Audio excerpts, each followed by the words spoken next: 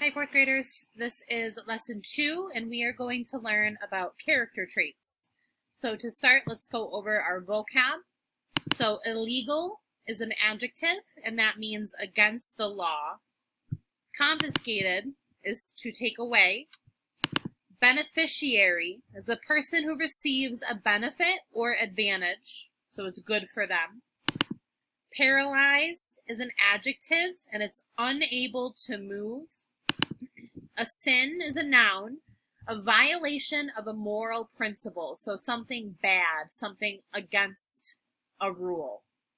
And then a character trait is an adjective that describes a character. All right, so we are going to be reading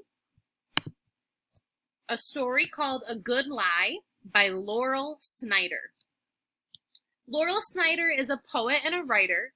She has written 5 novels for children, 6 picture books, and 2 collections of poetry. Lying is generally a bad idea. Most lies are sneaky and selfish, and some lies are even illegal. Maybe you know this because you've been lied to, and it hurts your feelings.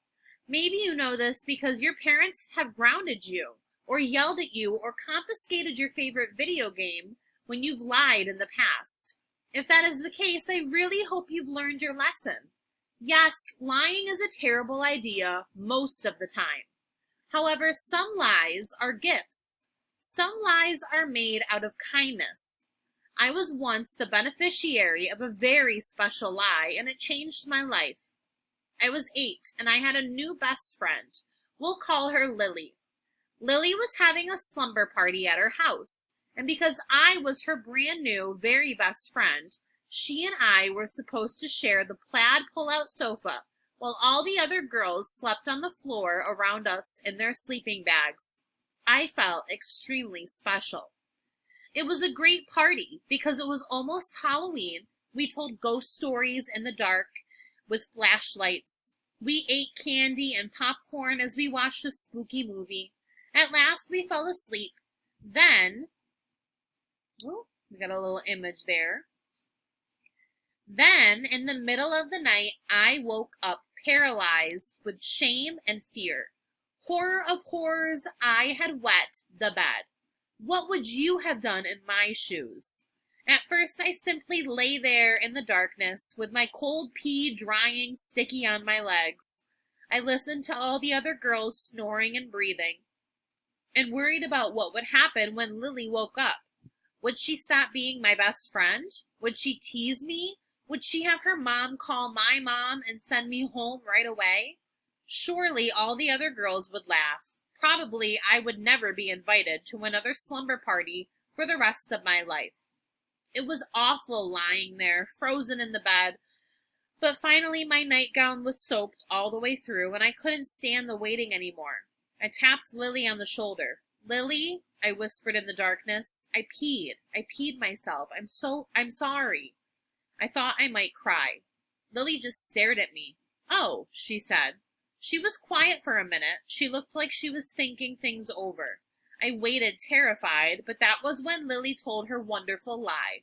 The amazing lie that would change my life and make me love Lily until the day I die. You know what? She said. Me too. I peed myself too. Then she smiled. What? I asked. I was so confused. I was certain she had not peed in the bed.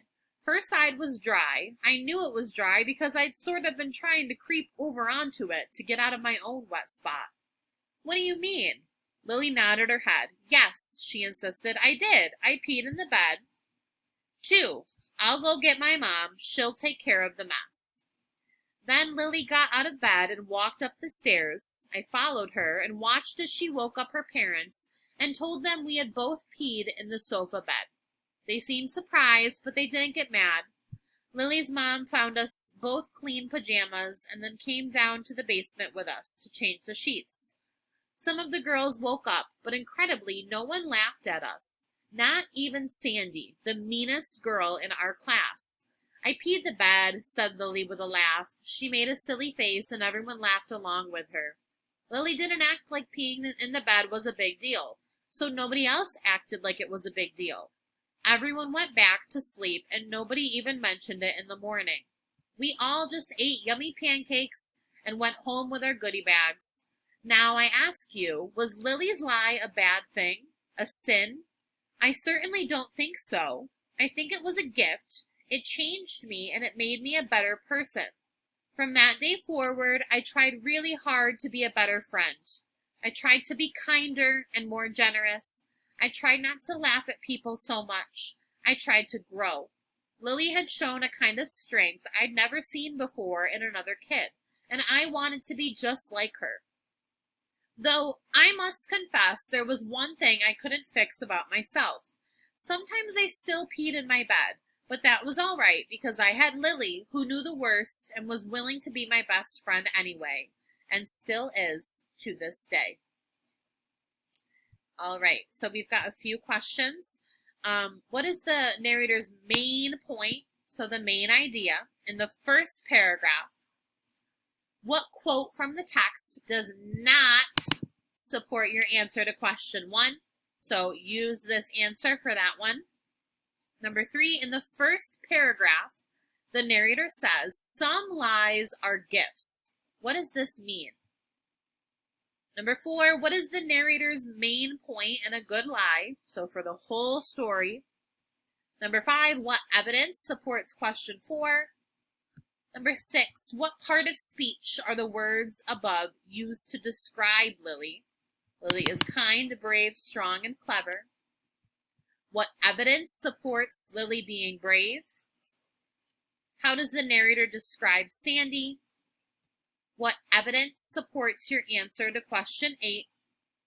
And which character is most important in a good lie? That is it for lesson 2. I will see you guys with lesson 3. Bye.